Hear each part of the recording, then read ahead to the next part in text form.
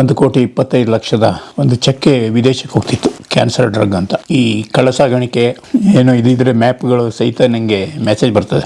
ನಾನು ಕೆಲವು ಸರಿಯಾಗಿ ಹ್ಯಾಂಡಲ್ ಮಾಡ್ತೀನಿ. ಕೆಲವು ಸರಿ ಯಾರಿಗೂ ಗೊತ್ತಾಗದೆ ನನಗೆ. 20 ನೇಗಿಲಿದ್ದವ ಶ್ರೀಮಂತ, 40 ಎತ್ತು 60 ಜನರನ್ನ ಅವ್ನು ಸಾಕವನು ಶ್ರೀಮಂತ ಆಗಿದ್ದ. ಈಗ ಯಾರು ಹೈವೇ ಪಕ್ಕ ಭೂಮಿ ಇರೋನು. ಶ್ರೀಮಂತಿಕೆ ಮಾನದಂಡಗಳು ಬದಲಾಗಿದೆ. ಇಡೀ ಹಳ್ಳಿಗಳನ್ನೇ ಮಾರಾಟ ಮಾಡೋದು ಸ್ಥಿತಿಯನ್ನು ನೋಡಿದಾಗ ನಾನು ಕಂಪ್ಯೂಟರ್ ಊಟ ಹಳ್ಳಿ ಮಾರಾಟ ಅಂತ ಉಡುಪಿ ಜಿಲ್ಲೆಯಲ್ಲಿ ಮೇಘನಿ ಅಂತ ಇಡೀ ಹಳ್ಳಿಯನ್ನು ಮಾರಿದ್ರು.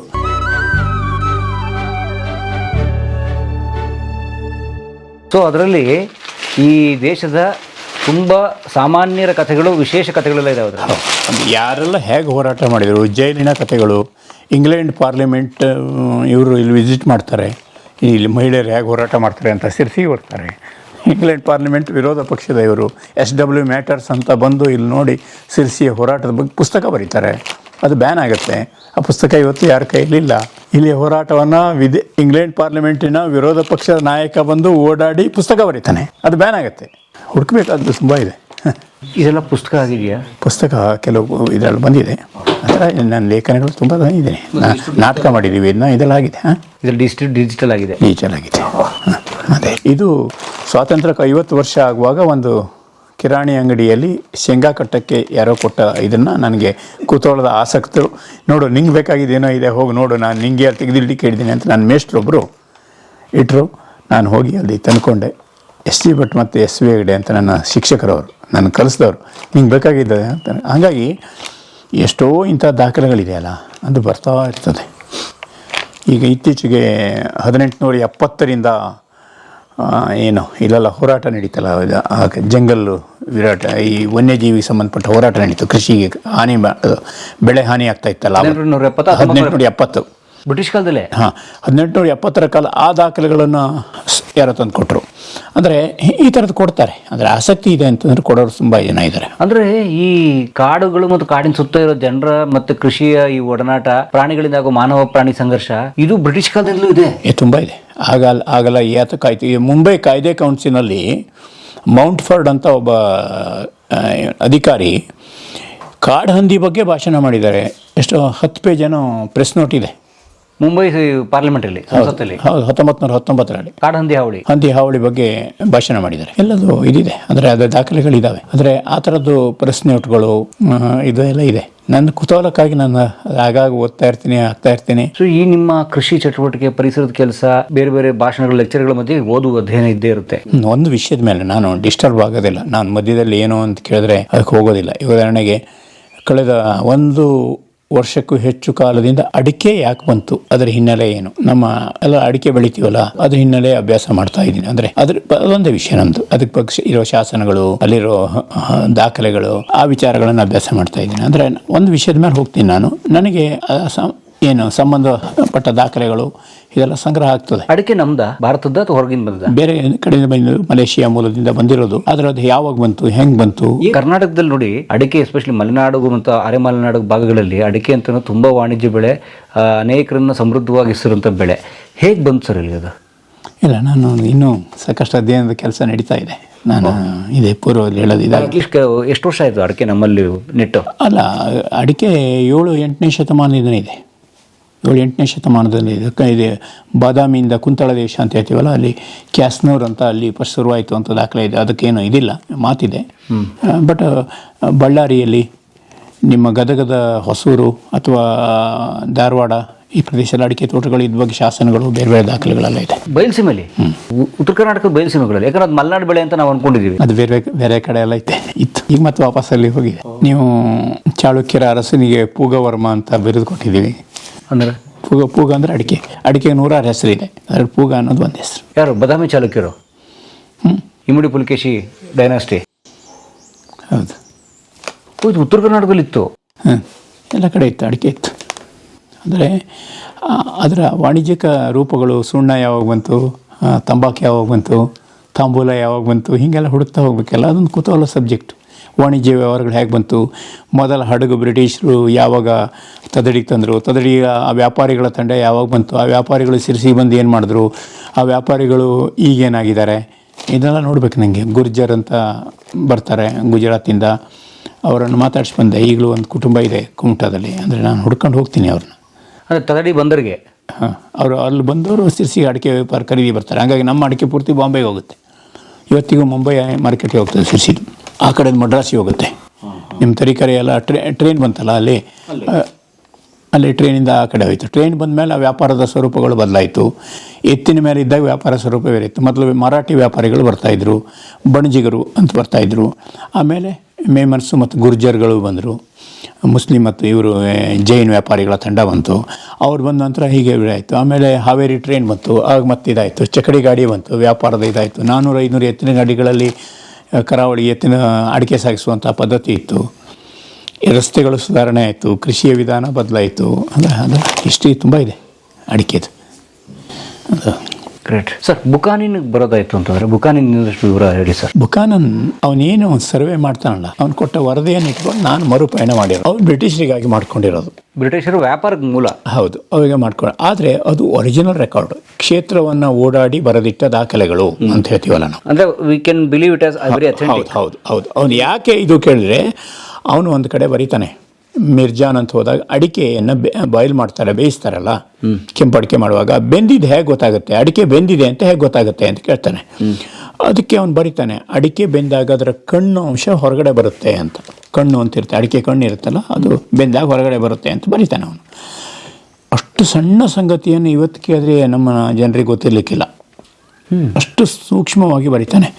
ಆಮೇಲೆ ಹಳದಿಪುರ ಅಂತ ಹಳ್ಳಿ ಬಂದಾಗ ಇಲ್ಲಿ ಶ್ರೀಮಂತರು ಯಾರು ಅನ್ನೋ ಪ್ರಶ್ನೆ ಬರ್ತದೆ. 20 ನೇಗಿಲಿದ್ದವ ಶ್ರೀಮಂತ. 20 ನೇಗಿಲು ಅಂದರೆ 40 ಎತ್ತು 60 ಜನರನ್ನು ಅವ್ನು ಸಾಕಬೇಕು. 40 ಎತ್ತು 60 ಜನರನ್ನು ಅವ್ನು ಸಾಕವನು ಶ್ರೀಮಂತ ಆಗಿದ್ದ. ಈಗ ಯಾರು? ಹೈವೇ ಪಕ್ಕ ಭೂಮಿ ಇರೋನು. ಅದು ಶ್ರೀಮಂತಿಕೆಯ ಮಾನದಂಡಗಳು ಬದಲಾಗಿದೆ. ಅವತ್ತು ಕೃಷಿಯ ಏನು ದರ ಎಷ್ಟಿತ್ತು, ಕೂಲಿಗಳ ದರ ಎಷ್ಟಿತ್ತು, ಏನು ಬೆಳೆ ಬೆಳೀತಾ ಇದ್ದರು, ತೋಟದ ನೀರಾವರಿ ಹೇಗಿತ್ತು, ಕಾಳುಮೆಣಸಿನ ವೆರೈಟಿ ಹೇಗಿತ್ತು, ಅಡಿಕೆಯ ವೆರೈಟಿಗಳು ಮಾರ್ಕೆಟ್ ಹೇಗಿತ್ತು, ಇವನು ಅಡಿಕೆ ಮಾರಾಟ ಮಾಡುವಂತಹ ಖರೀದಿ ಮಾಡುವಂತಹ ಮರಾಠಿ ವ್ಯಾಪಾರಿಗಳನ್ನು ಸೋಂದಾದಲ್ಲಿ ಮಾತಾಡಿಸ್ತಾನೆ ಅವನು. ಸೋಂದಾಕ್ಕೆ ಮಾರ್ಚ್ 16ಕ್ಕೆ ಬಂದಿರ್ತಾನೆ ಅವನು. 15-16 ಮಾರ್ಚಿಗೆ ಬಂದಿರ್ತಾನೆ, 1800ರಲ್ಲಿ. ಅವಾಗ ಮಾತಾಡ್ತಾನೆ. ನಾನು ಹೋದಾಗ ಅಡಿಕೆ ಇದಿಲ್ಲಲ್ಲ ಆಗ ಅಲ್ಲಿ, ನಾನು ಸಿರ್ಸಿ ಬಂತು. ಆಗ ಅಡಿಕೆ ವ್ಯಾಪಾರ ಸಿರ್ಸಿ ಶಿಫ್ಟ್ ಆಗಿದೆ. ಅಂದರೆ ವ್ಯಾಪಾರ ಅಂದರೆ ಹಳ್ಳಿ ವ್ಯಾಪಾರಕ್ಕಿಂತ ಅದು ಕೋಆಪರೇಟಿವ್ ಮೂವ್ಮೆಂಟ್ ಎಲ್ಲ ಶುರುವಾಗ್ಬಿಟ್ಟಿದೆ. ಟೌನಿಗೆ ಬಂದಿದೆ. ಅದೆಲ್ಲ ಹಳ್ಳಿಯಲ್ಲಿ ಬಂದು ಖರೀದಿ ಮಾಡ್ತಿದ್ರು. ಬಟ್ಟೆ ಗಿಟ್ಟೆ ಕೊಟ್ಟು, ಮೆಣಸು ಕಾಳು ಕಡಿಯನ್ನು ಕೊಟ್ಟು ಮನೆಯಲ್ಲೇ ತೊಗೊಂಡೋಗ್ತಾಯಿದ್ರು. ಬಾರ್ಟರ್ ಸಿಸ್ಟಮ್ ಇತ್ತು, ವಸ್ತು ವಿನಿಮಯ ಪದ್ಧತಿಯಲ್ಲಿ ನಡೀತಿತ್ತು. ಹಣ ಮುಖ್ಯ ಆಗಿರಲಿಲ್ಲ. ಹೀಗೆ ಸಾಕಷ್ಟು ಸಂಗತಿಗಳು ಸಿಗ್ತವೆ. ಮತ್ತು ಒಂದೊಂದು ಊರುಗಳು, ಈಗ ಮಾರ್ಗಗಳು, ಅವತ್ತಿನ ಜನಜೀವನ ಹೇಗೆ. ದೇವಕಾರ ಅಂತ ಹಳ್ಳಿಗೆ ಹೋದಾಗ ಅವನು 1801 ಮಾರ್ಚ್ 5ನೇ ತಾರೀಕು ಹೋಗ್ತಾನೆ. 5ನೇ ತಾರೀಕು ಕದ್ರಾ ಇರ್ತಾನೆ. 6 ಅವಳಗೊಟ್ಟನ 7ನೇ ತಾರೀಕು ಇದರಲ್ಲಿರ್ತಾನೆ ದೇವಕಾರ. ಅವನು ಹೋಗಿದ್ದ ರೂಟಲ್ಲಿ ನೀವು ಪ್ರಿಂಟ್ ಆಗ್ಬಿಟ್ಟಿದೆ ನಿಮ್ಮ ತಲೆಯಲ್ಲಿ. 7ನೇ ತಾರೀಕು ಇರ್ತಾನೆ ಅವನು. ಇಲ್ಲಿ ಬದುಕು ಕಷ್ಟ ಅಂತ ಬರೀತಾನೆ 1801 ಮಾರ್ಚ್ 7ಕ್ಕೆ. ಬದುಕು ಕಷ್ಟ ಯಾಕೆ ಅಂದರೆ ಕಳೆದ ವರ್ಷ 20 ಜನ ಸತ್ತಿದ್ದಾರೆ, 12 ಮನೆಗಳ ಕೆಲವು ಮನೆ ಹಾಳು ಬಿದ್ದಿದೆ ಅಂತ ಬರೀತಾನೆ. ಯಾಕಂತೆ? ಅಲ್ಲಿ ಜನ ಇಲ್ಲ, ಯಾರೂ ಇಲ್ಲ ಅಲ್ಲಿ. ಅಂದರೆ ಸಾಂಕ್ರಾಮಿಕ ಏನಾದ್ರು ಇತ್ತಾ? ಅಲ್ಲ, ರೋಗದಿಂದ ಸತ್ತೋಗಿದ್ದಾರೆ, ದರೋಡೆಕೋರರು ಭಯ ಇದೆ, ಇದೆಲ್ಲ ಬರೀತಾನೆ ಅವನು ದೇವಕಾರು ಅಂತ ಹಳ್ಳಿಯಲ್ಲಿ. ಇವಾಗ ಅಲ್ಲಿ ಯಾರೂ ಇಲ್ಲ. ಯಾಕಿಲ್ಲ ಅಂದರೆ ಪಕ್ಕದಲ್ಲಿ ಕೈಗಾ ಅಣಿಸ್ತಾವರಾಗಿದೆ. ಊರು ಬಿಟ್ಟು ಎಲ್ಲ ಪರಿಹಾರ ತಗೊಂಡು ಹೊರಗಡೆ ಹೋಗಿದ್ದಾರೆ. ಅಲ್ಲಿಯ ಜನಗಳು ಇದು ಯಾರೂ ಉಳ್ಕೊಂಡಿಲ್ಲ. ಊರವರು ಹೋಗುವಾಗ ಅವರಿಗೆ ಭೂಮಿ ಮಾತ್ರ ಕೊಟ್ಟಿದ್ದಾರೆ, ಕೃಷಿ ಭೂಮಿ ಇಲ್ಲ, ಮನೆ ಮಾತ್ರ ಇದೆ. ಹಾಗಾಗಿ ಅಲ್ಲಿರೋ 100-200 ದನಕರುಗಳನ್ನು ಅಲ್ಲೇ ಬಿಟ್ಟು ಹೋಗಿದ್ರು ಅವರು. ಅವರ ಭತ್ತದ ಗದ್ದೆಗಳಲ್ಲಿ ದನಕರು ಮೇಯ್ದು ಬದುಕಿದ್ದು. ಅಲ್ಲಿ 1-2-3 ಹುಲಿಗಳು ಬಂದು ಹುಲಿಗಳು ಡೆವಲಪ್ ಆದವು. ಒಂದು 200-250 ದನಕರುಗಳನ್ನು ಹುಲಿಯೇ ತಿಂದು ಮುಗಿಸ್ತು. ಆಮೇಲೆ ಜಿಂಕೆಗಳು ಇದು ಇದೆ. ಈಗ ಅರಣ್ಯ ಇಲಾಖೆಯವರು ಹೋಗಿ ಅಕೇಶಿಯಾ ನೆಟ್ಟಿದ್ದಾರೆ ಆ ಊರಲ್ಲಿ. ಅಂದರೆ ಹೆಂಗಿದೆ ಅಂತ ಸ್ಥಿತಿ. ಸೊ ಆ ರೂಪಾಂತರ ಹೇಗಾಗ್ತಿದೆ ಅಂತ ಅದು ಒಟ್ಟಾರೆ. ಇತ್ತೀಚೆಗೆ ಒಂದು ಫಿಲ್ಮು ಇದು ರಿಲೀಸ್ ಆಗಿದೆ, ಕಾಂದಾರಿ ಅಂತ ಒಂದು ಫಿಲ್ಮ್ ಬರ್ತಾ ಇದೆ ನೋಡಿ. ಆ ಕಾಂದಾರಿಯ ಫಿಲ್ಮ್ನಲ್ಲಿ ಆ್ಯಕ್ಚುಲಿ ಈ ಕಥೆಗಳನ್ನೇ ಅವ್ರು ತೊಗೊಂಡಿದ್ದಾರೆ. ನನ್ನ ಇದ್ರ ತೊಗೊಂಡಿದ್ದಾರೆ, ಈ ಬುಕಾನನ್ ಮರುಪಯಣದನ್ನೇ ತೊಗೊಂಡಿದ್ದಾರೆ. ಆಗ ದೇವಕಾರಿಗೆ ನಾನು ಹೋಗಿದ್ದೆ ಅಲ್ಲಿಯ ಕಥೆ ಹೇಳೋಕ್ಕೆ. ಹಾಗಾಗಿ ಅಲ್ಲಿ ಹೋಗಿ ನೋಡಿದ್ರೆ ಬೇಜಾರಾಗುತ್ತೆ. ಏನೂ ಇಲ್ಲ, ಮನೆಯ ಕುರುಹುಗಳು ಮಾತ್ರ ಇದೆ. ಆದರೆ ಅವರ ಚಿತ್ರಗಳು, ವೀಡಿಯೋಗಳೆಲ್ಲ ನನ್ನ ಹತ್ರ ಇದೆ. ಆ ಹಳ್ಳಿ ಬದುಕಿ ಹೇಗಿತ್ತು, ದೋಣಿ ಮೇಲೆ ಹೋಗಿದ್ದು ಹೇಗಿತ್ತು, ಇದೆಲ್ಲ ಇದೆ. ಹೇಗೆ ಊರೇ ಇಲ್ಲ ಅಲ್ಲಿ. ಅಂದರೆ ಇದಾಗುತ್ತೆ. ಸಾತೊಡ್ಡಿ ಇತ್ತು, ಅಲ್ಲಿಂದ ಕಟ್ಟಿಗೆ ಅಂತ ಊರಿಗೆ ಬಂದಿದ್ವಿ. ಹೀಗೆ ಸಾಕಷ್ಟು ಆ ಪಯಣದ ಮಾರ್ಗಗಳೆಲ್ಲ ಇದೆಯಲ್ಲ ನನಗೆ ರಿಜಿಸ್ಟರ್ ಆಗಿಬಿಟ್ಟಿದೆ. ಇವತ್ತು ಕೂಡ ನನ್ನ ನೆಟ್ವರ್ಕು ಹಾಗೆ ಇದೆ. ನನಗೆ ಉತ್ತರ ಕನ್ನಡ ನೋಡಬೇಕು ಅಂದರೆ ನಾನು ಭಟ್ಕಳದಿಂದ ಅದೇ ರೂಟಲ್ಲಿ ಕರಾವಳಿ ಹಾಗೆ ರೂಟಲ್ಲಿ ಹೋಗ್ತೀನಿ. ಮತ್ತಿದೆ ಉತ್ತರ ಕನ್ನಡ ಜಿಲ್ಲೆ ಹೊರತುಪಡಿಸಿ ಬೇರೆನೂ ಪೂರ್ತಿ ಓದಿದ್ರೆ ಇದು ಪೂರ್ತಿ ಅಧ್ಯಯನ ಆಗಿದೆ ಆ ಕಡೆ ಎಲ್ಲ ಆಗಿದ್ದಾರೆ. ಈಗ ಮೈಸೂರು ಎಲ್ಲ ಮಾಡಿದ್ದಾರೆ. ಈಗ ಕನ್ನಡದಲ್ಲಿ ಪುಸ್ತಕ ಎಲ್ಲ ಬಂದಿದೆ, ಇದಾವ ಮಾಡಿದ್ದಾರೆ. ಇದೆ ಇಲ್ಲಲ್ಲ, ಇವು ಕನ್ನಡ ಅನುವಾದ ಇದಾವ? ಮೊದಲು ಇದಿತ್ತು, ಈಗ ಕನ್ನಡದಲ್ಲಿ ಪುಸ್ತಕ ಎಲ್ಲ ಬಂದಿದೆ. ಬುಕಾನಂದ ಕನ್ನಡ ಅನುವಾದ ಆಗಿದೆಯಾ? ಹೌದೌದು, ಅನುವಾದ ಆಗಿದೆ. ಇಲ್ಲೆಲ್ಲ ಇತ್ತು ಸರಿ, ಇದೆ ಆಗಿದೆ. ಬುಕಾನನ್ ಪುಸ್ತಕಗಳು ಕನ್ನಡ ಅನುವಾದ ಆಗಿದೆ. ಮತ್ತಿದೆ, ಯಾಕೆಂದರೆ ಮಾಡಿದವರೆಲ್ಲ ನಾನು ಕಳಿಸಿದ್ದಾರೆ. ಈ ಚಿತ್ರದುರ್ಗದವರು ಮಾಡಿದ್ದಾರೆ, ತುಮಕೂರು ಮಾಡಿದ್ದಾರೆ ಅಂತ ಕಾಣುತ್ತೆ. ಇದು ನೋಡಿ, ನಮ್ಮ ಕರ್ನಾಟಕದ 50 ವರ್ಷದ ಕೃಷಿ ನಂದು ಸಂಪಾದಕತ್ವದಲ್ಲಿ ಬಂದಿದೆ. ಸರ್ಕಾರ ಪಬ್ಲಿಷ್ ಮಾಡಿರೋದು ಕರ್ನಾಟಕದ ಕೃಷಿ 50 ವರ್ಷ, 5 ದಶಕಗಳ ನೆಲದ ಜಲದ ಕೃಷಿ ನೋಟ, ಸಂಪಾದಕ ಶಿವಾನಂದ ಕಳ್ವೆ. ಇಲ್ಲಿ ತುದಿಯಲ್ಲಿ ಕೃಷಿ ದರ್ಶನದ ಒಳ್ಳೊಳ್ಳೆ ಫೋಟೋಗಳಿದೆ. ಹೆಂಗಿತ್ತು ಹೆಂಗಿದೆ ನೋಡಿ, ಇದೆಲ್ಲ ನಾನೇ ಹೊಡೆದಿರೋ ಫೋಟೋಗಳು. ನೀವು ಯಾಕೆಂದರೆ ಇನ್ನೊಂದು 50 ವರ್ಷ ಅಂತ ನೋಡೋರಿಗೆ ಅದೇ ಎಲ್ಲ ಉಳಿಯೋದು, ಇದೇ ಉಳಿಯೋದು. ಇದಂತೂ ನೈಜವಾಗಿ ಉಳಿಯಲ್ಲ. ಈಗ ನೀವೇನೇ ಮಾಡಿಡಿ, ಇಲ್ಲ ಪ್ರಿಂಟೇ ಇಲ್ಲ ಕೊನೆಗೆ ಉಳಿಯೋದು. ಸರ್, ಬುಕಾನಂದ ಕನ್ನಡ ಬುಕ್ ಇರುತ್ತೆ, ತೋರಿಸಿ ಸರ್ ಪ್ಲೀಸ್. ನಿಮಿಷ. ಇದು ಏನಾಗಿದೆ, ನನ್ನ ಏನೋ ಒಂದು ಇದ್ರ ವರ್ಕಿಗಾಗಿಯೇ ತೆಗೆದಿರೋ ಪುಸ್ತಕಗಳಿವು. ಓಕೆ. ಇದು ಇಲ್ಲಿರೋದು ಅಡಿಕೆ ಬಗ್ಗೆ ಮಾತ್ರ. ಗೊತ್ತಾಯ್ತಾ? ಅಡಿಕೆ ಬಗ್ಗೆ ನನ್ನ ಸಂಗ್ರಹದಲ್ಲಿರೋ ಪುಸ್ತಕಗಳನ್ನು ಮುಚ್ಚಿಟ್ಟಿದ್ದೀನಿ ಇಲ್ಲಿ. ಓಕೆ. ಅಂದರೆ ಇದೆ, ಇದು ಇಲ್ಲಿ ಕರ್ನಾಟಕ ಕೈಪಿಡಿ. ಬನ್ನಿ ತೋರಿಸ್ತೀನಿ.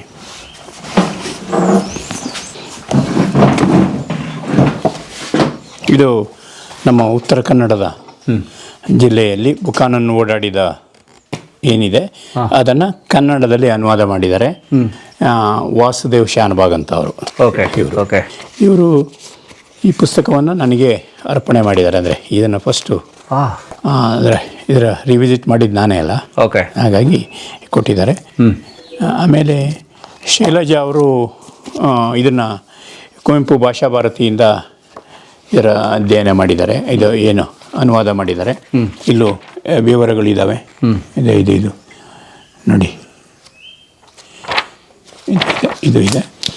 ಮತ್ತು ಇನ್ನೊಂದು, ಇದರ ಅನುವಾದ ಸುಲಭ ಅಲ್ಲ. ಅನೇಕರು ಸ್ಟಾರ್ಟ್ ಮಾಡಿ ಅರ್ಧಕ್ಕೆ ಬಿಟ್ಟಿದ್ದಾರೆ. ಆ ಪದಗಳ ಅರ್ಥ ಸಿಗೋದು ಇದು ಕಷ್ಟ ಆಗುತ್ತೆ. ಎಲ್ಲದು ಸಿಗೋದಿಲ್ಲ. ಯಾಕೆಂದರೆ ಅಲ್ಲಿ ಏನು ಇದಿರುತ್ತಲ್ವ, ಮಾಪಕಗಳು ಅದು ಬದಲಾಗಿರುತ್ತೆ, ಇದಾಗುತ್ತೆ. ಹಾಗಾಗಿ ಅವನಿಗೆ ಇದೆಲ್ಲ ಗೊತ್ತಿರಬೇಕು. ಸ್ನೇಹಿತರೆ, ಒಂದು ವಿಚಾರ ಇಂಗ್ಲೀಷ್ನಲ್ಲೇ ನಾನು ತಮಗೆ ಓದಿ ತಿಳಿಸೋಕೆ ಪ್ರಯತ್ನ ಪಡ್ತೀನಿ. ತಾವು ಗಮನಿಸ್ಬೋದು, ಡಾಕ್ಟರ್ ಫ್ರಾನ್ಸಿಸ್ ಬುಕಾನನ್ ಆತ ಕರಾವಳಿಗೆ ಹೋದಾಗ ಏನಾಯಿತು ಅಂತ ಒಂದು ಇನ್ಸಿಡೆಂಟ್ ಇದೆ ಸರ್, ಭಾಳ ಚೆನ್ನಾಗಿದೆ ನೋಡಿ. These fishermen are called Mogayer and are a caste of Tuluva origin. They resemble the Makkas and Malaya, but the one caste will have no communion with the other.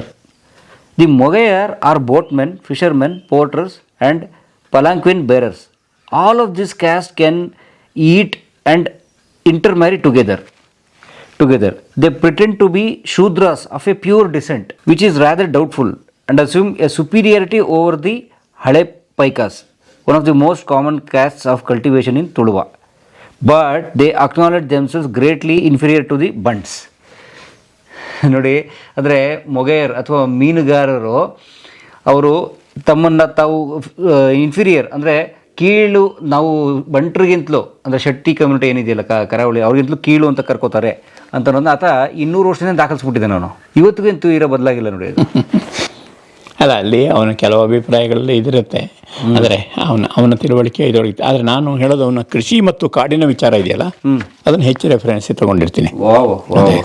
The leaves of every kind of tree and blush except such as the manure, prickly are used for manure. ಅದರ ನಂತರ ಬೇರೆ ಬೇರೆ ಪುಸ್ತಕಗಳಾಗಿದೆ sir, ಅದು ಇದ್ರ ಬಗ್ಗೆ ಆಗಿದೆ. ಉದಾಹರಣೆಗೆ ಏನು ಆ ಲೀವ್ಸ್ಗಳ ಬಗ್ಗೆನೇ ಅವರು ಬೇರೆ ಅಭ್ಯಾಸಗಳನ್ನು ಮಾಡಿದ್ದಾರೆ. ಅದು ಅವರ ಸೊಪ್ಪಿಗೆ ಬರುವ ಮರಗಳು ಈ ಥರದ ಮೇಲೆ ನೋಡಿದೆ. ಇಲ್ಲಿ ನೋಡಿದೆ, ಇದು 1917ರಲ್ಲಿ ಸ್ಪೈಸ್ ಗಾರ್ಡನ್ ಬಗ್ಗೆ ಇದೊಂದು ಕವರ್ ಪೇಜ್ ಇದೆ, ಜಸ್ಟ್ ತೋರಿಸಿದೆ ನಿಮಗೆ. ಅಂದರೆ ಬ್ರಿಟಿಷರು ಆ ಥರ ಬೇರೆ ಬೇರೆ ಅಧ್ಯಯನಗಳನ್ನು ಸಣ್ಣಪಟ್ಟು ಸಾಕಷ್ಟು ಮಾಡಿದ್ದಾರೆ. ಈ ಎಲೆಗಳು ಯಾವ್ಯಾವ ಎಲೆಗಳನ್ನು ಹೇಗೆ ಬಳಸ್ತಾರೆ ಇದಕ್ಕೆ ಅಂತಲೇ ಸಪ್ರೇಟ್ ಅಧ್ಯಯನ ಮಾಡಿ ಇದ್ರಲ್ಲಿ ತೆಗೆದು. ಹೌದು, ವಾ ಮರಗಳ ವೆರೈಟಿ ಇವನು ರಿಪೋರ್ಟ್ ಆದಮೇಲೆ 1805 ಟೀಕ್ ಸಬ್ ಕಮಿಷನ್ ಆಗಿದೆ. ಆದಮೇಲೆ ಟೀಕು ಎಷ್ಟಿದೆ ಆಗೆಲ್ಲ ಟೀಕ್ ಬೇಡಿಕೆ ಇತ್ತಲ್ಲ, ಅದಕ್ಕೆ ಸಪ್ರೇಟ್ ಸಬ್ ಕಮಿಷನ್ ಆಗಿ ಅದ್ರ ಬಗ್ಗೆ ವರದಿ ತಗೊಂಡಿದ್ದಾರೆ ಎಲ್ಲೆಲ್ಲಿದೆ ಅಂತ. ಆಮೇಲೆ ಟೀಕ್ ಪ್ಲಾಂಟೇಷನ್ಗಳು ಶುರುವಾಗ್ತವೆ.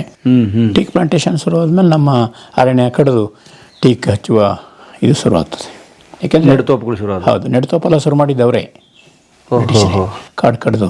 ಆಗ ರಸ್ತೆಗಳಿರಲಿಲ್ಲಲ್ಲ, ಕಾಡಲ್ಲಿ ನದಿಯಲ್ಲಿ ಮರಗಳನ್ನು ತೇಲಿಸಿ ಸಮುದ್ರಕ್ಕೆ ಹೋಗಿ ಅಲ್ಲಿಂದ ಹಡಗಿನಲ್ಲಿ ತುಂಬ್ಕೊಂಡು ಹೋಗಬೇಕಿತ್ತು. ಹಾಗಾಗಿ ನದಿ ಅಂಚಿಗೆ ಟೀಕ್ ಪ್ಲಾಂಟೇಷನ್ ಮಾಡಿ ಅಲ್ಲಿ ಕಡಿದು ಅದನ್ನು ಸಾಗಿಸ್ಕೊಂಡು ಹೋಗ್ತಾರೆ ಸರ್. ಅಂದರೆ ಟ್ರಾನ್ಸ್ಪೋರ್ಟ್ ಕಡಿದು ನದಿಗೆ ಹಾಕ್ಬಿಡೋದು. ಅದು ಇರೋದೇ ಆಗಿತ್ತು. ಅದು ಕೊಚ್ಕೊಂಡು ಹೋಗಿ ಸಮುದ್ರಕ್ಕೆ ಹೋಗುತ್ತೆ. ಅದೇ ನದಿ ಅಲ್ಲಿಂದ ಅದನ್ನು ಮುಂಬೈಗೆ ತೊಗೊಂಡು ಹೋಗ್ತಿದ್ರು. ಮುಂಬೈಯಿಂದ ಅವರು ಲಂಡನ್ನಿಗೆ, ಅವರ ಬಂಗಲೆಗಳಿಗೆ ಹೋಗಿದೆ. ಹೋಗಿದ್ದೆ ಹಾಗೆ. ಲಂಡನ್ ಮರದ ಮನೆಗಳು, ವುಡನ್ ಹೌಸಸ್. ಬಟ್ ನದಿ ಸಮುದ್ರ ಸೇರೋ ಜಾಗದಲ್ಲಿ ಅದು ಕೊಚ್ಕೊಂಡು ಹೋಗ್ಬಿಡಲ್ವಾ ಮರದ ದಿಮ್ಮಿ? ಇಲ್ಲ, ಅದಕ್ಕೆ ಅದು ಹಿಂದೆ ದಾಸ್ತಾನಾದ ಫೋಟೋ 1905ನೇ ಇಸ್ವಿದು ಇವತ್ತು ಕೂಡ ಇದೆ. ಏನು 1905ನೇ ಇಸ್ವಿಯಲ್ಲಿ ಅದನ್ನು ಹೇಗೆ ಮರಗಳನ್ನು ದಾಸ್ತಾನ ಮಾಡಿದ್ರು ಅನ್ನೋ ಒಂದು ಚಿತ್ರ ಕಾರವಾರದಲ್ಲಿದೆ. ನನ್ನ ಹತ್ರ ಎಲ್ಲ ಇರಬೇಕು. ಅದು ನಾಟಗಳ ಲಾಗ್ ಎಷ್ಟು ಉದ್ದ ಇರ್ತಿತ್ತು, 20-30 ಫೂಟ್ ಉದ್ದ ಇರ್ತಿತ್ತು. ಆ ಮರಗಳನ್ನು ತೇಸ್ಕೊಂಡು ತೊಗೊಂಡು ಹೋಗ್ತಿದ್ರು. ಅದನ್ನು ಅಲ್ಲಿ ನೀರಲ್ಲಿ, ಉಪ್ಪು ನೀರಲ್ಲಿ ಅದು ಸಂಸ್ಕರಣೆ ಆಗ್ತಿತ್ತು. ಹಾಗಾಗಿ ನಮ್ಮಲ್ಲೆಲ್ಲ ನೋಡಿ, ಮರಗಳಿಗೆ ಕೀಟ ಬರದೇ ಇದ್ದಂಗೆ ನೀರಲ್ಲಿ ಮುಳಿಸೋ ಪದ್ಧತಿ ಬಂತು. ಯಾಕೆಂದರೆ ಅದರಿಂದ ಹುಳ ಬರೋದಿಲ್ಲ ಅಂತ. ಯಾಕಂದರೆ ಸಮುದ್ರಕ್ಕೆ ಹೋಗಿ ಸೇರಿದ ಸಾಲ್ಟ್ ವಾಟರ್ ಮಿಕ್ಸ್ ಆಗುತ್ತೆ. ಹೌದು. ಸೊ ಅದು it's natural processing for it. ಹೌದು, ಅದೊಂದು ಹಾಗಾಗಿ ಸಾಮಿಲ್ಗಳೆಲ್ಲವೂ ಕರಾವಳಿಯಲ್ಲಿ ನದಿ ಅಂಚಿಗೆ ಇದ್ದಾವೆ. ಯಾಕೆಂದರೆ ಮರ ಬರೋದೇ ನದಿಯಿಂದ, ಮೋಟರೇ ನದಿಯಾಗಿತ್ತು. ಮರ ತರುವಂತಹ ಮಾರ್ಗವೇ ನದಿಯಾಗಿತ್ತಲ್ಲ. ನದಿಯಲ್ಲಿ ಮಳೆಗಾಲದ ಪ್ರವಾಹದ ಕಾಲದಲ್ಲಿ ತೇಲ್ ಬಿಡ್ತಾಯಿದ್ರು. ಅದೇ ಇದು, ಅದನ್ನು ಇಟ್ಕೊಂಡು ನನ್ನೊಂದು ಕಾದಂಬರಿ ಇದೆ, ಕಾನುಘಟ್ಟ ಅಂತ. ಕಾನುಘಟ್ಟ 18 ವರ್ಷಗಳ ನನ್ನ ಶ್ರಮವನ್ನು ಹಾಕಿ ಅದನ್ನು ಪುಸ್ತಕ ಕಾನುಘಟ್ಟ ಕಾದಂಬರಿ ಬರೆದಿದೆ. ಸೊ ನೀವು ಸಂಶೋಧನೆ ಜೊತೆಗೆ ಸೃಜನಶೀಲ ಲೇಖನ, ಕಥೆ ಕಾದಂಬರಿಗಳಿದ್ದಾವೆ? ಹೌದು. ಮಧ್ಯಘಟ್ಟ, ಕಾನುಘಟ್ಟ ತೋರಿಸ್ತೇನೆ, ಕೊಡಿ ನಂದು. ದಯವಿಟ್ಟು ಕೊಡಿ ಸರ್, ನಿಮ್ಮ ಪುಸ್ತಕ ತನ್ನಿ ಸರ್. ಇದನ್ನು ನಿಮ್ಮ ಬುಕ್ಕ? ಹೌದು, ಸರಿ. ಇಷ್ಟು ನಾನೇ ಬರೆದಿರೋ ಪುಸ್ತಕಗಳೇ. ಇದು ಓದಬೇಕು ಅಂತ ಟೈಮ್ ಆಗಲ್ಲ, ನೀವು ಬರೆದು ಬಿಟ್ಟಿದ್ದೀರಾ? ಇಲ್ಲ, ಶಿವಾನಂದ ಕೆಳಗೆ ಬರೆದ ಪುಸ್ತಕಗಳು. ಕ್ಷಾಮ ಡಂಗೂರ ಅಂತ ಮೊದಲನೇದು. ಸರಿ ಬನ್ನಿ, ಒಂದೊಂದು ಪುಸ್ತಕ ನಿಂಗೆ ಮಾತಾಡೋಣ ನೀಟಾಗಿ ಡೀಟೇಲಾಗಿ. ಕಾಡು ನೆಲದ ಕಾಲಮಾನ 2001ರಲ್ಲಿ ನನ್ನ ಮರುಪಯಣ ಆಯಿತು. ಮರುಪಯಣ ಆದ ನಂತರ 2002ನೇ ಇಸ್ವಿಯಲ್ಲಿ ಇದು ಬಿಡುಗಡೆ ಆಯಿತು. ಅಂದರೆ ಅದರ ಆಯ್ದ ಭಾಗಗಳು ಇಲ್ಲಿ ತಂದೆ. ಸೊ ಅದೇ ನಿಮ್ಮ ಬುಕಾನಿನ ಹೌದು, ಮರುಪಯಣದ ಕಥೆಗಳು. ಆಮೇಲೆ ಕಾಲುದಾರಿಯ ದಾಖಲೆ ಅಂತ ಒಂದು ಇದು ಬಂತು, ಕಾಲುದಾರಿಯ ದಾಖಲೆ ಬಂತು. ಆಮೇಲೆ ಹಸಿರು ಪುಸ್ತಕದ ಹಳೆಯ ಪುಟಗಳು ಅಂತ ಬಂತು. ಅದೆಲ್ಲ ಹಿಸ್ಟ್ರಿ ಮತ್ತು ಜನಜೀವನದ ಇದಕ್ಕೆ ಸಂಬಂಧಪಟ್ಟಂತೆ ಬರ್ತಾ ಹೋದದ್ದು ಪುಸ್ತಕಗಳು. ಆಮೇಲೆ ಕಾನ್ ಬಾಗಿಲು ಅಂತ ಬಂತು, ಅರಣ್ಯ ಅಂತ ಬಂತು. ಆಮೇಲೆ ನಾನು ಮನೋಕಲ್ಚರ್ ಏನು ಪ್ಲಾಂಟೇಷನ್ಗಳನ್ನು ಸ್ವಲ್ಪ ಇದು ಮಾಡ್ತಿದ್ದೆ. ಹಿಸ್ಟ್ರಿ ಕನ್ನಡದಲ್ಲಿ ಇರಲಿಲ್ಲ. ಸೊ ಇದು ಕನ್ನಡದಲ್ಲಿ ಈ ನೆಡುತೋಪುಗಳು, ಅರಣ್ಯ ನೆಡುತೋಪುಗಳ ಕುರಿತ ಒಂದು ಕೃತಿ ಬಂತು. ಉದಾಹರಣೆಗೆ ಅಕೇಶಿಯಾ ಯಾವಾಗ ಬಂತು, ಯಾವ ಇಸ್ವಿಯಲ್ಲಿ ಬಂತು, ಹೇಗಾಯಿತು ಅನ್ನೋದನ್ನು ಇದಾಗಿ ಬಂತು. ಅಕೇಶಿಯಾದು ಇದಾದ ನಂತರ ನನ್ನ ಇದೇನಾಯಿತು ಕೇಳಿದ್ರೆ, ನೆಕ್ಸ್ಟು ಈಗ ಉದಾಹರಣೆಗೆ ಇದು ಬಂತು, ಯಾವುದು ಅರಣ್ಯ ಜ್ಞಾನದ ಹತ್ಯಾಕಾಂಡ ಅಂತ ಮಾಡಿದೆ. ನಾನು ಒಂದು ವಿಷಯದ ಮೇಲೆ ಅಧ್ಯಯನ ಮಾಡ್ತೀನಲ್ಲ, ಹತ್ಯಾಕಾಂಡ ಅಂತ. ಅಕೇಶಿಯಾ ಪ್ಲಾಂಟೇಷನ್ ಹಿಸ್ಟ್ರಿ ಏನು, ಅದೇನು ಮಾಡ್ತು, ಅದ್ರ ಪಾಸಿಟಿವ್ ನೆಗೆಟಿವ್ ಅದ್ರ ಬರೆದಾಯಿತು. ಇಷ್ಟೆಲ್ಲ ಆದ ನಂತರ ಎಲ್ಲರೂ ಏನಾಯಿತು, ಇವನು ಒಂದೇ ಥರ ಬೈತಾನೆ ಅಂತಾಯಿತು. ಅದ್ರ ಬದಲು ಏನು ಮಾಡಬೇಕು ಅನ್ನೋದು ಹೇಳಬೇಕಲ್ಲ. ಹಾಗಾಗಿ ನಮ್ಮ ಕೃಷಿಯಲ್ಲಿ ಕಾಡು ತೋಟ ಅನ್ನೋದು ಬಂತು. ಈ ಕಾಡು ತೋಟದಲ್ಲಿ ನಾನು ಇಲ್ಲಿ ಹಾಕಿದ್ದೀನಿ ಹೇಗೆ ಇದು ಮಾಡಿ. ಈಗ ಇವತ್ತು ನಮ್ಮ ರಾಜ್ಯದಲ್ಲಿ ಅನೇಕರು ಆಗಾಗ ಈ ಪುಸ್ತಕ ಇಟ್ಕೊಂಡು ತೋಟ ಮಾಡಿದವರಿದ್ದಾರೆ. ನಾನು ಪುಸ್ತಕ ಓದಿ ಖುಷಿ ಪಟ್ಟವ್ರು ಬೇರೆ, ಪುಸ್ತಕ ಇಟ್ಕೊಂಡು ತೋಟ ಮಾಡಿ ಹೇಳ್ತಾರಲ್ಲ ಯಶಸ್ವಿ ಆದವರು. ಹೌದು. ನಾನು ಈ ಕರ್ನಾಟಕವನ್ನು 7 ವರ್ಷಗಳ ಕಾಲ ಸುತ್ತಾಡ್ತೀನಿ ಕೃಷಿಯನ್ನು ನೋಡೋದಕ್ಕೆ ಅಂತ. ಹಾಗಾಗಿ ಆ ಕೃಷಿಯ ಪ್ರವಾಸ ಕಥನಗಳು ಶುರುವಾಗ್ತವೆ ನೋಡಿ. ಇದು ಮಣ್ಣಿನ ಓದು. ಆಮೇಲೆ ಇಲ್ಲೆಲ್ಲೋ ಒಂದು ತುತ್ತಿನ ಕತೆ ಅಂತ ಇನ್ನೊಂದು ಕೃತಿ ಇರಬೇಕು. ಇಲ್ಲೆಲ್ಲೋ ನೋಡೋದು ನಾವು ಇಲ್ಲೆಲ್ಲೋ ಇರಬೇಕು, ಎಲ್ಲಿ ಪರವಾಗಿಲ್ಲ. ಒಂದು ತುತ್ತಿನ ಕತೆ ಅಂತ ಬರುತ್ತೆ. ಇದೇ ಸರಣಿಗಳು ಶುರುವಾಯಿತು ಇದೆ. ಈ ಆಮೇಲೆ ನಮ್ಮ ಹಳ್ಳಿಗಳನ್ನು ಮಾರಾಟ ಮಾಡಿದ್ರು. ಈಗೇನು ಕೆಲವು ಬೇರೆ ಬೇರೆ ಕಾರಣಗಳಿಗಾಗಿ ಕೆಲವು ಇಡೀ ಹಳ್ಳಿಗಳನ್ನೇ ಮಾರಾಟ ಮಾಡೋದು ಸ್ಥಿತಿಯನ್ನು ನೋಡಿದಾಗ ನಾನು ಕಂಪ್ಯೂಟರ್ ಊಟ ಹಳ್ಳಿ ಮಾರಾಟ ಅಂತ ಮಾಡಿದೆ. ಕಂಪ್ಯೂಟರ್ ಊಟ ಹಳ್ಳಿ ಮಾರಾಟ ಅಂತ ಒಂದು ಪುಸ್ತಕ ಬರ್ತದೆ. ಮಾರಾಟ ಅದು ದಕ್ಷಿಣ ಕನ್ನಡದ ಕೆಲವು ಕಡೆ ಏನು ಇಲ್ಲೇ ಪಕ್ಕದ ಉಡುಪಿ ಜಿಲ್ಲೆಯಲ್ಲಿ ಒಂದು ಕಡೆ ಆಗಿತ್ತು. ಅಲ್ಲಿ ಹೋಗಿ ನಾನು ಮೇಘನಿ ಅಂತ ಇಡೀ ಹಳ್ಳಿಯನ್ನು ಮಾರಿದ್ರು. ಯಾರು ಹಳ್ಳಿಗರ ಸರ್ಕಾರ? ಹಳ್ಳಿಗರೇ ಮಾರ್ಬಿಟ್ಟಿದ್ರು. ಅವ್ರಿಗೆ ಬದುಕಕ್ಕೆ ರಸ್ತೆ ಇಲ್ಲ, ಓಡಾಟಕ್ಕಾಗಲ್ಲ ಅನ್ನೋ ಕಾರಣಕ್ಕಾಗಿ ಮಾರ್ಬಿಟ್ಟಿದ್ರು. ಒಂದು ಇರೋದೇ 15-20 ಫ್ಯಾಮಿಲಿ ಆಗಿತ್ತು.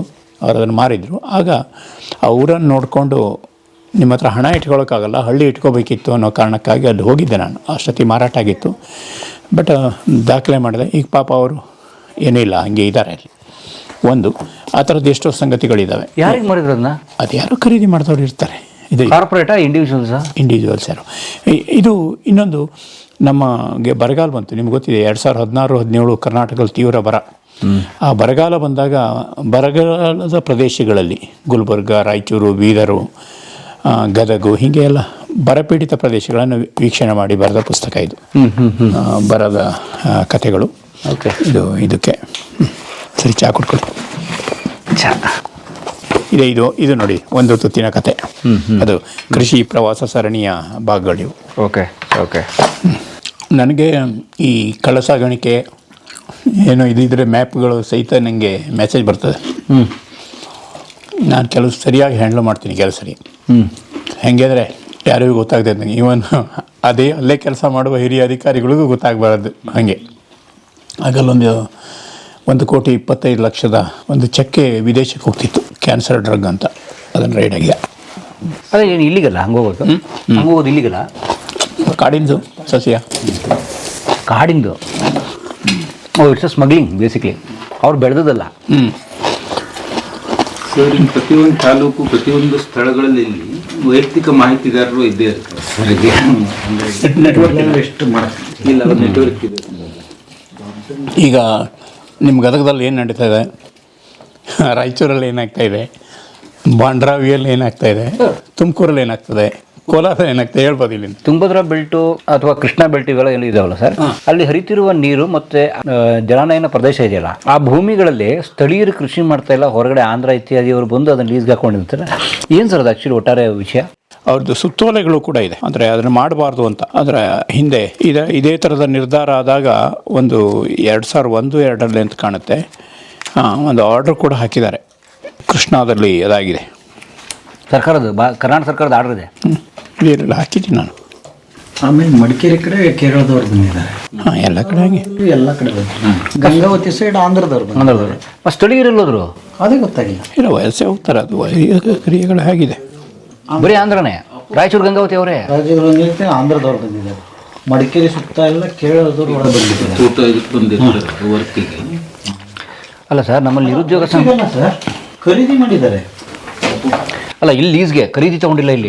ಇಲ್ಲಿ ಹೇಳಿ, ಕೃಷ್ಣ ತುಂಗಭದ್ರಾ ಬೆಲ್ಟು ಖರೀದಿ ಮಾಡಿಲ್ಲ, ಅವು ಲೀಸ್ಗಿದ್ದಾವೆ. ಅರಣ್ಯದ ನೆಡುತೋಪುಗಳ ಸಮಸ್ಯೆ ಕಾಡು ತೋಟಕ್ಕೆ ಬಂದ. ಕಾಡು ತೋಟದಲ್ಲಿ ಅಲ್ಲಿ ಏನು ಮಾಡಬೇಕು, ಕೃಷಿಯನ್ನು ಕಾಡಿನ ಹಾಗೆ ಮಾಡೋದು ಹೇಗೆ ಅನ್ನೋದನ್ನು ನಾನು ಬರೆದೆ. ಅದನ್ನ ಇಟ್ಕೊಂಡು ಅನೇಕರು ತೋಟ ಮಾಡಿದ್ದಾರೆ. ಅದನ್ನ ಪುಸ್ತಕ ಓದೋದು ಮುಖ್ಯ ಅಲ್ಲ, ನೀವು ಓದಿ ಚೆನ್ನಾಗಿದೆ ಅನ್ನೋದು ಮುಖ್ಯ ಅಲ್ಲ. ನಮ್ಮ ಉದ್ದೇಶ ಓದಿ ಸಸಿ ನೆಡಬೇಕಲ್ಲ, ಮಾಡಬೇಕಲ್ಲ. ಅದನ್ನ ತುಂಬ ಜನ ಸಂಪರ್ಕ ಮಾಡಿದ್ದಾರೆ. ಅದು ಅಂದರೆ ನಾನು 6-7 ವರ್ಷಗಳ ಕಾಲ ಪ್ರತಿ ವರ್ಷ 2 ಸಾರಿ ಇಡೀ ಕರ್ನಾಟಕವನ್ನು ಸುತ್ತಾಡಿದ್ದೀನಿ. ಒಂದು 25-30,000 ಕಿಲೋಮೀಟ್ರ್ ಒಂದೊಂದು ವರ್ಷ. ಆಗ ದಾಖಲಿಸಿದ ಫೋಟೋಗಳು ತುಂಬ ಇದೆ ನನ್ನ. ಕೃಷಿ ಜನಜೀವನ, ಕೃಷಿ ಬದುಕಿಂದು. ಬೀದರ್ ತುದಿ ಹೋಗಲಿ, ರಾಯಚೂರು ಹೋಗಲಿ, ಈ ಕಡೆ ಕೊಳ್ಳೇಗಾಲ ಹೋಗಲಿ, ಈ ಕಡೆ ತುಮಕೂರು ಹೋಗಲಿ, ಎಲ್ಲ ಕಡೆ ಇರುತ್ತೆ ನನ್ನ ಹತ್ರ. ಅದನ್ನು ಅನುಭವ ಇದೆಯಲ್ಲ, ಅದರಲ್ಲಿ ಕೃಷಿಯಲ್ಲಿ ಏನು ಮಾಡಬೇಕು, ಯಾವ ಮರ ಜೊತೆ ಯಾರು ಕೃಷಿಯನ್ನು ಹೇಗೆ ಮಾಡೋಕ್ಕೆ ಸಾಧ್ಯ ಇದೆ, ಅದನ್ನು ಪ್ರಾಕ್ಟಿಕಲ್ ಆಗಿ ನೋಡಿ ಬರೆದ ಪುಸ್ತಕ ಅದು. ಅದು ಕಾಡು ತೋಟ. ಅದು ತದ್ರೂಪಿ ಕಾಡು ಅಂತ. ಹಿಂದೆ ನಾನು ಕೃಷ್ಣ ಪ್ರಸಾದ್ ಸೇರಿ ಒಂದು ಪುಸ್ತಕ ಬರೆದಿದ್ವಿ, ಜಿ ಕೃಷ್ಣ ಪ್ರಸಾದ್. ಇಲ್ಲಿ ಇದೆ ನೋಡಿ. ಇದಾದ ನಂತರ ಮುಂದೆ ಭಾಗ ಅದನ್ನು ನಾನು ಬರೆದೆ. ಇದು ಶ್ರೀಲಂಕಾದಲ್ಲಿ ಇದ್ದ ವಿಧಾನ ಆಗಿತ್ತು, ಬಟ್ ಕರ್ನಾಟಕದಲ್ಲೂ ಇದೆ ಅಂತ ತೋರಿಸ್ಕೊಡೋದಕ್ಕೆ ನಾನು ಅದನ್ನು. ಏನು ತದ್ರೂಪಿ ಕಾಡು ಅಂದರೆ ಕಾಡಿನಾಗೆ ತೋಟ ಕಟ್ಟೋದು. ಹೇಗೆ? ಕಾಡಿನಲ್ಲಿ 50-60-80 ಅಡಿ ಎತ್ತರದ ಮರ ಇರ್ತದೆ, ಬಳ್ಳಿ ಇರ್ತದೆ, ಪೊದೆ ಇರ್ತದೆ, ಬೇರೆ ಬೇರೆ ಹಂತಗಳಲ್ಲಿ ಗಿಡ ಇರ್ತವೆ. ಹಾಗೆ ತೋಟ ಮಾಡಿದ್ರೆ ಅಲ್ಲಿಯ ನೀರು ಹಾಕೋದು ಕಡಿಮೆ ಆಗ್ತದೆ, ತೇವಾಂಶ ಆಗ್ತದೆ, ಗೊಬ್ಬರ ಕಡಿಮೆ ಆಗ್ತದೆ, ಅಲ್ಲಿಯ ಬೆಳಕನ್ನು ಸಮರ್ಥವಾಗಿ ಬಳಕಾಗ್ತದೆ. ಈಗ ಉದಾಹರಣೆಗೆ ನೀವು ಇಲ್ಲಿ ಫೋಟೋಗ್ರಫಿ ಮಾಡುವಾಗ ಅದನ್ನು ಸರಿಸಿ ಅಂತಂದರೆ ನಿಮಗೆ ಜಾಸ್ತಿ ಲೈಟಿಂಗ್ ಬೇಕಾಗಿತ್ತು. ಈ ಲೈಟ್ ಆಫ್ ಮಾಡಿರಿ ಅಂದರೆ ಈ ಲೈಟ್ ಹೆಚ್ಚಾಗ್ತಿತ್ತು, ಆ ಲೈಟ್ ಸರಿ ಆಗ್ತಿತ್ತು. ಅದನ್ನು ನೀವು ಬ್ಯಾಲೆನ್ಸ್ ಮಾಡಿದ್ರಿ. ಹಾಗೆ ಕೃಷಿಯಲ್ಲಿ ಯಾವ ಬೆಳೆಗೆ ಎಷ್ಟು ಲೈಟ್ ಬೇಕು ಅಂತಿದೆ. ಉದಾಹರಣೆಗೆ ಬೀದರ್ನಲ್ಲಿ ಶುಂಠಿ ಬೆಳೆಯವರಿಗೆ ಬಿಸಿಲು ಜಾಸ್ತಿ, ಸುಟ್ಟೋಗುತ್ತೆ. ಸೊ ಅವ್ರು ಹರಳು ಗಿಡ ಅಂತಿರುತ್ತೆ, ಹರಳು ಗಿಡ, ನೀವು ಹರಳೆಣ್ಣೆ ಆ ಗಿಡ ಬೆಳೆಸ್ತಾರೆ. ಯಾಕೆಂದ್ರೆ ಶುಂಠಿ ತೋಟದಲ್ಲಿ ಅದು ನೆರಳಾಗಿದ್ದಿದ್ದರೆ ಶುಂಠಿನೂ ಚೆನ್ನಾಗಿರುತ್ತೆ. ಹಾಂ, ಉದಾಹರಣೆ ಕಾಳುಮೆಣಸು ಓಪನ್ ಏರಿಯಾದಲ್ಲಿ ಆಗಲ್ಲ, ಅದಕ್ಕೆ ಮರ ಬೇಕು, ಮರಕ್ಕೆ ಶೇಡ್ ಬೇಕು. ಕಾಫಿನೂ ಹಾಗೆ ಸ್ವಲ್ಪ ಸೆಮಿ ಶೇಡ್ ಬೇಕು. ಪ್ರತಿ ಮರಕ್ಕೂ ನೇರ ಬಿಸಿಲು ಆಗೋಲ್ಲ, ಕೆಲವು ಮರಕ್ಕೆ ನೇರ ಬಿಸಿಲು ಇಷ್ಟ. ಏಲಕ್ಕಿ, ಹಾಂ, ಏಲಕ್ಕಿ, ಹಾಗೆ ಸುಮಾರಿದೆ. ಅದನ್ನು ಅರ್ಥ ಮಾಡಿಕೊಂಡೇ ಕೃಷಿ. ಹಾಗಾಗಿ ಬಿಸಿಲು ಹಾರ್ವೆಸ್ಟ್ ಹೇಗೆ ಮಾಡಬೇಕು ಅನ್ನೋದಕ್ಕೆ ಸಾಕಷ್ಟು ಜ್ಞಾನ ರೈತರಿಗಿದೆ. ಹಾಗಾಗಿ ಅಕ್ಕಡಿ ಬೇಸಾಯ ಅಂತ ಹೇಳ್ತೀವಲ್ಲ, ಅಕ್ಕಡಿ ಅಂದರೆ ಜೋಳದ ಜೊತೆ ಮೆಣಸು ಬೆಳೆಯೋದು, ಹತ್ತಿ ಬೆಳೆಯೋದು, ಮತ್ತೊಂದು ಇದೆಲ್ಲ ಇರುತ್ತಲ್ಲ, ಬೆಳೆಯೋದು, ಅದೆಲ್ಲ ವಿಜ್ಞಾನ. ಅದು ಈ ನಮ್ಮ ತೋಟಗಾರಿಕಾ ಇವ್ರು ಏನು ಮಾಡಿದ್ರು, ಕೃಷಿ ವಿಜ್ಞಾನಿಗಳು ಅಧಿಕ ಇಳುವರಿ ಕಡೆ ಹೋದಾಗ ಅಕ್ಕಡಿ ಬೇಸಾಯ ಕ್ರಮಗಳು ಕಡಿಮೆ ಆಗ್ತಾ ಬಂತು. ರೈತರ ಜ್ಞಾನ ಹೊರಟಾಯಿತು. ಬರ ಗೆಲ್ಲುವ ತಂತ್ರಗಳಿತ್ತು ಅದರಲ್ಲಿ. ಕಡಿಮೆ ಮಳೆ ಬಿದ್ದರೂ ಬೆಳೆ ಬೆಳೆಯುವ ತಂತ್ರಗಳಿತ್ತು. ನಾನೇನು ಮಾಡಿದೆ, ಕೃಷಿಯಲ್ಲಿ ಅಂಥ ಸಂಗತಿಗಳನ್ನು ಕಲಿಸಿ ಕಾಡಿನಾಗೆ ತೋಟ ಮಾಡೋದು, ಅಂದರೆ ಭೂಮಿಯನ್ನು ಸುಸ್ಥಿರವಾಗಿ ಇಟ್ಕೊಂಡು ಬೇಸಾಯ ಮಾಡೋದು ಹೇಗೆ ಅನ್ನೋದನ್ನು ನಾನು ನೋಡಿದ ಅನುಭವದ ಆಧಾರದ ಮೇಲೆ ಬರೆದೆ. ನೀವು ನಿಮ್ಮ ನಿರ್ಧಾರ ನೀವು ಮಾಡ್ಕೊಳ್ಳಿ, ಇಂಥದ್ದು ಹಿಂಗೆ ಮಾಡ್ತಾರೆ ಅಂತ ಹೇಳ್ತೀನಿ ಅಷ್ಟೇ. ಮೆಡಿಸಿನ್ ಮಾಡ್ಕೊಳ್ಳೋದು ನಿಮ್ಮದು, ಆದರೆ ಇಂತಿಂತೆಲ್ಲ ಔಷಧಿ ಇದೆ ಅಂತ ಹೇಳೋದಷ್ಟೇ ನನ್ನ ಕೆಲಸ. ನಾನು ಕೃಷಿ ತಜ್ಞ ಅಲ್ಲ. ಸೊ ಅದನ್ನು ಅಲ್ಲಿ ಬರೆದೆ. ಕಲಾ ಮಾಧ್ಯಮದ ಎಲ್ಲ ಎಪಿಸೋಡುಗಳು ನಿಮಗೆ ಸಿಗಬೇಕು ಅಂತಂದ್ರೆ ಕಲಾ ಮಾಧ್ಯಮ ಯೂಟ್ಯೂಬ್ ಚಾನೆಲ್ನ ಸಬ್ಸ್ಕ್ರೈಬ್ ಮಾಡಿ, ಬೆಲ್ ಐಕಾನ್ನ ಕ್ಲಿಕ್ ಮಾಡಿ. ತಪ್ಪದೇ ಮಾಡಿ. ವಿಡಿಯೋ ನೋಡಿದ್ದಕ್ಕೆ ನಿಮಗೆ ತುಂಬ ಧನ್ಯವಾದಗಳು. ಪುಸ್ತಕಗಳನ್ನು ಓದು ಮನಸ್ಸನ್ನು ಅರಳಿಸುತ್ತೆ, ಬುದ್ಧಿಯನ್ನು ಚುರುಕು ಮಾಡುತ್ತೆ, ಕಾಣದ ಹೊಸಲೋಕವನ್ನು ಪರಿಚಯಿಸುತ್ತೆ. ಹಾಗಾಗಿ ಓದುವ ಸಂಸ್ಕೃತಿ ಹೆಚ್ಚಾಗ್ಲಿ. ಧನ್ಯವಾದ.